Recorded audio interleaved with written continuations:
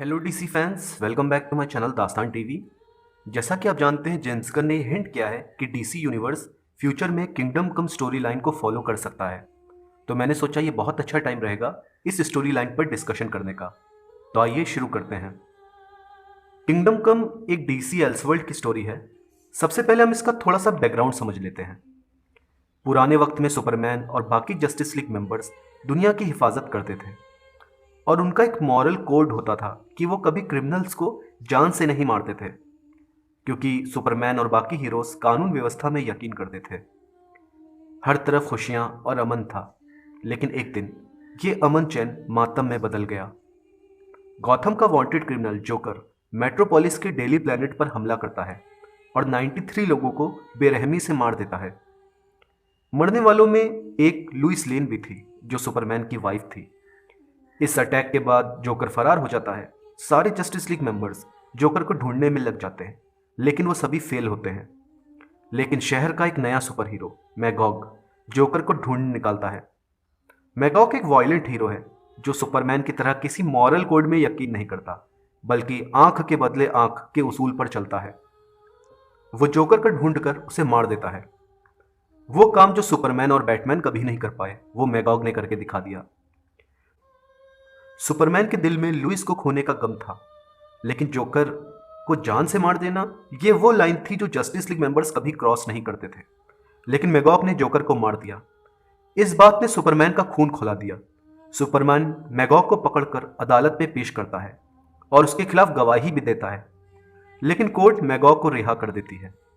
Public भी मैगॉग को support करती है। इनफैक्ट मेट्रोपोलिस में पब्लिक पोल कराया जाता है, जिसमें 77% लोग मैगॉग को सपोर्ट करते हैं और केवल 18% सुपरमैन को सपोर्ट करते हैं।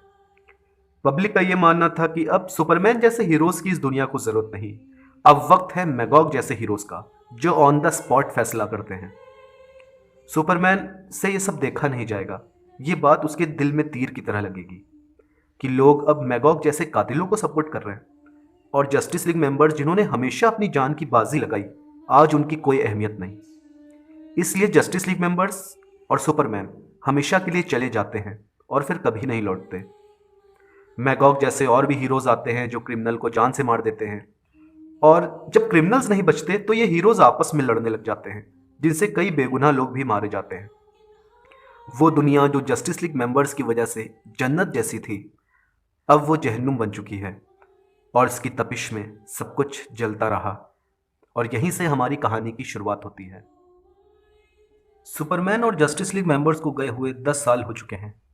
दुनिया पर मैगॉग और उसके लोगों का कंट्रोल है। हम रूबरू होते हैं नॉर्मन मैकाय नाम के एक आदमी से, जो एक चर्च में पादरी है। हम इस स्टोरी लाइन को नॉर्मन मैकॉय के नज़रिए से देखेंगे। तो नॉर्मन एक हॉस्पिटल में है, जहां वो वीजली डॉड्स नाम के एक बूढ़े आदमी से मिलने जाता है। वीजली डॉड्स गोल्डन एज कॉमिक्स में सैंडमैन का रोल प्ले करता था, और इसे कंफ्यूज ना किया जाए नेटफ्लिक्स के सैंडमैन के कैरेक्टर से। बहरहाल स्टोरी पर वापस आते हैं।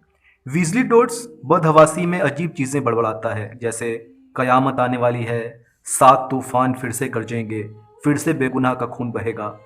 नॉर्मन उसे शांत कराने की कोशिश करता है, लेकिन हार्ट अटैक की वजह से वीजली की मौत हो जाती है। अगली सुबह नॉर्मन प्लैनेट क्रिप्टॉन नाम के एक रेस्टोरेंट में जाता है। ये रेस्टोरेंट जस्टिस लीग की थीम पर बेस्ड है, जहां के वेटर्स सुपर हीरो की कॉस्ट्यूम्स पहने हैं, यानी जस्टिस लीग सुपर हीरो की कॉस्ट्यूम पहने हैं।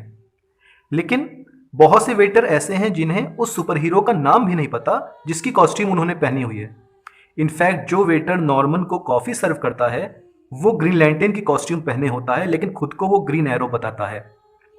यानी कि जो नई जनरेशन है, ये जस्टिस लीग को पूरे तरीके से भूल चुकी है। और वैसे भी दुनिया का उसूल है कि दुनिया उगते हुए सूरज को सलाम करती है, डूबते हुए सूरज को कोई नहीं पूछता। नॉर्मन कॉफी पी के बाहर निकलता है। वो चल के चौराहे तक पहुंचा ही होता है कि चौराहे पर लगी बड़ी स्क्रीन पर न्यूज टेलीकास्ट होती है। न्यूज में यह बताया जाता है कि कैंसस सिटी और आसपास की जितनी भी स्टेट्स हैं, वो न्यूक्लियर एक्सप्लोजन की वजह से डिस्ट्रॉय हो चुकी हैं। न्यूज में यह बताया जाता है कि एक सुपर हीरो बैटल की वजह से यह एक्सप्लोजन हुआ। न्यूज में बताते हैं कि मैगॉग और उसका एक स्क्वाड पैरासाइट नाम के एक सुपर विलन पर अटैक करता है, और जब यह बैटल चल रहा था तो पैरासाइट पूरी तरीके से हार चुका था, वो सरेंडर करने वाला था। लेकिन मैगॉग ने यह तय कर लिया था कि वो पैरासाइट को अरेस्ट नहीं करेगा, उसे जान से मारेगा। तो इसी बैटल के दौरान फ्रस्ट्रेशन में पैरासाइट जब अटैक करता है तो वो अटैक कैप्टन एटम के ऊपर पड़ता है, और कैप्टन एटम जो रेडिएशन का सुपर हीरो है वो पूरे तरीके से फट जाता है बीच से, और रेडिएशन कैंसस सिटी और आसपास की सारी स्टेट्स को डिस्ट्रॉय कर देता है, और जितने भी सुपर हीरोज इस बैटल में इन्वॉल्व होते हैं वो भी मारे जाते हैं। केवल मैगॉग और एलॉय नाम के सुपर हीरो बचते हैं, क्योंकि इनका जो मेटलिक आर्मर है वो इन्हें न्यूक्लियर एक्सप्लोजन से बचा लेता है। इस एक्सप्लोजन की वजह से जितनी भी गेहूं की फसल इन स्टेट्स में है वो डिस्ट्रॉय हो जाती है। गाय भैंस जितने भी लाइफ स्टॉक होते हैं सब मारे जाते हैं, और लगभग 1 मिलियन लोग भी मारे जाते हैं। ये खबर सुन के चौराहे पर मौजूद लोग एक तरीके से बुत बन के ये देखते रहते हैं, उनके पैरों तले से जमीन खिसक जाती है। नॉर्मन ये सोचेगा कि आखिर इस दुनिया को हो क्या रहा है, वो दुनिया जहां अमन चैन और खुशियां थी, आखिर यहां मौत का तांडव क्यों फैल रहा है, आखिर ये खून खराबा कब रुकेगा। यही सवाल नॉर्मन के मन में घूम रहा है। नॉर्मन अपने चर्च में बाइबल का पाठ कर रहा होता है। चर्च में मौजूद लोग नॉर्मन से कहते हैं कि कैंसस सिटी में हुए न्यूक्लियर एक्सप्लोजन की वजह से लोग अंदर से टूट चुके हैं, वो उम्मीद खो चुके हैं। इसलिए वो नॉर्मन से रिक्वेस्ट करते हैं कि नॉर्मन एक मोटिवेशनल स्पीच दे ताकि लोगों के अंदर थोड़ी उम्मीद जग सके। नॉर्मन कहता है कि वो क्या लोगों में उम्मीद जगाएगा जब उसकी ही उम्मीद अंदर से टूट चुकी है। दुनिया का प्रलय नज़दीक है, दुनिया में कयामत आने वाली है, दुनिया खत्म होने वाली है, इसलिए लोगों को अपने गुनाहों की माफ़ी मांग लेनी चाहिए। बाइबल के पाठ के बाद नॉर्मन चर्च में अकेला बैठा होता है कि तभी उसकी आंख लग जाती है। वो ख्वाब में देखता है कि हर तरफ तबाही है, हर तरफ मौत का तांडव है। उसे अजीब से विजन्स दिखाई देंगे, बिल्कुल वैसे ही विजन्स जैसे विजली डॉट्स को दिखे थे। कि तभी दीवार में एक दस्तक होगी जिससे नॉर्मन की नींद खुल जाएगी। वो पलट कर देखेगा तो एक अजीब सी आकृति दीवार को चीर के बाहर निकलेगी, बिल्कुल एक भूत की तरह। नॉर्मन मन में सोचेगा कि क्या वो सपना देख रहा है। वो आकृति कहेगी, नहीं तुम सपना नहीं देख रहे, मैं हूँ स्पेक्टर, मैं स्पिरिट ऑफ वेंजेंस हूँ। मुझे परमात्मा ने यहाँ भेजा है ताकि ये जो प्रलय आने वाली है उसके लिए जो लोग जिम्मेदार हैं मैं उनको सज़ा दे सकूँ। वो नॉर्मन से यह भी कहता है कि वीजली डॉट्स की मौत के बाद ये जो फ्यूचर में चीज़ होने वाली है, इनके जो विजन्स हैं उसकी पावर तुम्हारे पास ट्रांसफ़र हो चुकी है, इसलिए मुझे तुम्हारी मदद चाहिए इस प्रलय के लिए जिम्मेदार लोगों को सज़ा देने के लिए।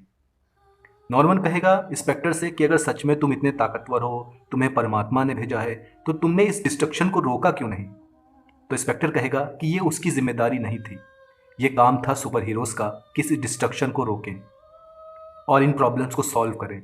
लेकिन ये सुपर हीरोज़ प्रॉब्लम सॉल्व करने के बजाय अब खुद ही प्रॉब्लम का हिस्सा बन चुके हैं। इंस्पेक्टर नॉर्मन से कहेगा कि हम दोनों साथ में काम करेंगे और इस प्रलय को रोकेंगे।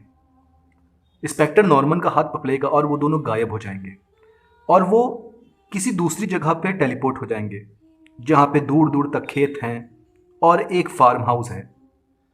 क्या ये कैंसस है और क्या वो सुपरमैन है? हम देखेंगे सुपरमैन जिसके बाल आधे सफ़ेद हो चुके हैं, वो अपने फार्म हाउस पे काम कर रहा है।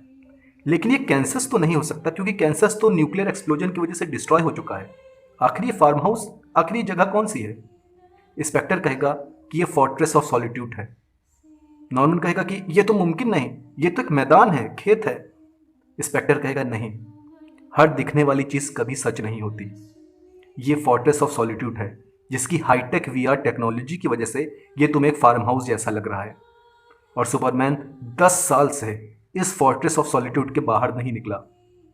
हम और तुम जो बात करेंगे हमें ना कोई सुन सकता है ना देख सकता है। हम और तुम सिर्फ चीज़ों पे नज़र रखेंगे और जो चीज़ होगी वो परमात्मा के हाथ में है। वो दोनों वहाँ खड़े ही होंगे कि वहाँ पे वंडर वुमेन आती है। वंडर वुमेन सुपरमैन से कहती है कि आखिर कब तक तुम दुनिया से कट के रहोगे, कब तक अकेले में रहोगे। वो जानती है कि सुपरमैन ने बहुत कुछ खोया है, अपने पेरेंट्स को खो दिया, लुइस लेन को खो दिया, लेकिन फिर भी दुनिया को सुपरमैन की ज़रूरत है। वंडर वुमेन एक पैनल पर हिट करेगी और ये जो वीआर टेक्नोलॉजी की वजह से जो फार्म हाउस हमें लग रहा था ये फोर्ट्रेस ऑफ सॉलिट्यूड में चेंज हो जाएगा। सुपरमैन वंडर वुमेन से कहेगा कि आखिर वो यहाँ क्यों आई है। वंडर वुमेन कहेगी कि दुनिया को सुपरमैन की ज़रूरत है। सुपरमैन कहेगा कि नहीं, दुनिया को उसकी ज़रूरत नहीं है, दुनिया को तो मैगॉग जैसे हीरोज़ की ज़रूरत है। सुपरमैन जैसे सुपर हीरोज़ तो अब आउटडेटेड हो चुके हैं। वंडर वुमेन सुपरमैन से कहेगी कि कैंसस में एक न्यूक्लियर एक्सप्लोजन हुआ है जिसमें लाखों लोग मारे गए, गेहूं की फसल बर्बाद हो गई, इकनॉमी पूरे तरीके से बर्बाद हो चुकी है। लाखों लोग मारे गए हैं, लोग उम्मीद खो चुके हैं, लोगों को सुपरमैन की ज़रूरत है। सुपरमैन कहेगा नहीं, अब वो वापस उस दुनिया में नहीं जाना चाहता। वो वंडर वुमन से कहेगा कि वो भी अपने आइलैंड पे वापस लौट जाए जहां वो सेफ रह सकती है। वंडर वुमन कहेगी आज नहीं तो कल सुपरमैन तुम्हें दुनिया में वापस आना ही पड़ेगा, क्योंकि अगर तुम लोगों के लिए खड़े नहीं होगे तो कौन खड़ा होगा। लोगों को तुम में उम्मीद दिखती है। लोग उम्मीद के लिए जस्टिस लीग मेंबर्स को देखते थे, लेकिन जस्टिस लीग मेंबर्स उम्मीद के लिए तुम्हें देखते थे। सुपरमैन, तुम्हें वापस आना ही होगा। वंडर वुमन वहां से चली जाएगी। सुपरमैन फोर्ट्रेस ऑफ सॉलिट्यूड के अंदर जाएगा और एक बड़ी स्क्रीन को ऑन करेगा, तो वहां उसे कैंसर्स के इवेंट्स दिखाई देंगे। न्यूक्लियर एक्सप्लोजन की वजह से बच्चों, औरतों, जानवरों सबकी लाशें पड़ी हैं। पूरी फसल बर्बाद है, हर तरफ तबाही तबाही है। सुपरमैन से ये सब देखा नहीं जाएगा। वो तुरंत ही स्क्रीन को बंद कर देगा और अपना मुंह नीचे करके खामोशी से खड़ा रहेगा। नॉर्मन स्पेक्टर से कहेगा कि अगर सुपरमैन रिटायर हो गया है और वो फोर्ट्रेस ऑफ सॉलिट्यूड से 10 साल तक बाहर नहीं निकला, लेकिन बाकी सुपर हीरोज का क्या हुआ? क्या वो भी रिटायर हो गए? तो यहाँ पे हमको ये पता चलता है कि बाकी जो जस्टिस लीग मेंबर्स थे वो लो लेवल पर अभी भी अपने सिटी को और अपने एरिया को प्रोटेक्ट कर रहे हैं। जे गैरिक जो ओरिजिनल फ्लैश है वो अपनी सिटी को प्रोटेक्ट कर रहा है। पैसिफिक नॉर्थ का जो एरिया है उसे हॉकमैन प्रोटेक्ट कर रहा है। बैटमैन गॉथम सिटी में बैट रोबोट्स के थ्रू लोगों की हिफाजत कर रहा है। और एलन स्कॉट का ग्रीन लैंटर्न वो स्पेस में रह के अपना सेक्टर बना के अर्थ पे नजर रख रहा है। नॉर्मन और स्पेक्टर टेलीपोर्ट होकर मेट्रोपोलिस जाते हैं। वहां वो देखते हैं कि वैन पुल से नीचे गिर रही है, जिससे कुछ मेटा ह्यूमंस धक्का मार के नीचे गिरा रहे हैं। उस वैन में लोग बैठे हैं जिनकी जान को खतरा है। लोग पुल पर खड़े होकर मदद के लिए चिल्ला रहे हैं कि कोई तो इस वैन को बचाओ, कोई तो इस वैन को बचाओ। तभी हम देखते हैं कि उस नदी में एक भंवर आता है। वो भंवर इतना ताकतवर होता है कि वो उस वैन को उठा के दोबारा पुल पर भेज देता है। लोग खुशी से देखते हैं कि आखिर वो कौन है जिसने इन लोगों की जान बचाई। वो आसमान की तरफ देखते हैं, वहां सुपरमैन होता है जो अपने नए सुपरमैन के कॉस्ट्यूम में है। उसके सुपरमैन सिंबल का जो बैकग्राउंड है वो ब्लैक है, यानी ये उन लोगों को श्रद्धांजलि देने के लिए है जिन्होंने उस एक्सप्लोजन में अपनी जान गंवाई। सुपरमैन वापस लौट आया है। वो सुपर हीरो जो लोगों में उम्मीद जगाता है वो वापस लौट आया है। नॉर्मन भी भीड़ में खड़ा ये सब देख रहा है कि अचानक उसे फिर से विजन्स दिखाई देंगे। वही विजन तबाही के, डिस्ट्रक्शन के, हर तरफ मौत के।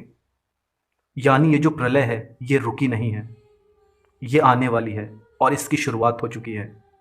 तो क्या सुपरमैन और बाकी जस्टिस लीग मेंबर्स दोबारा यूनाइट होकर इस प्रलय को रोक पाएंगे? और मैगॉग जैसे एंटी हीरो विलन्स जिन्होंने तबाही मचा के रखी है, क्या वो उनको रोक पाएंगे? ये सब हम जानेंगे इस वीडियो के अगले पार्ट में। डीसी अपडेट्स के लिए मेरे चैनल को सब्सक्राइब करिए। Thank you.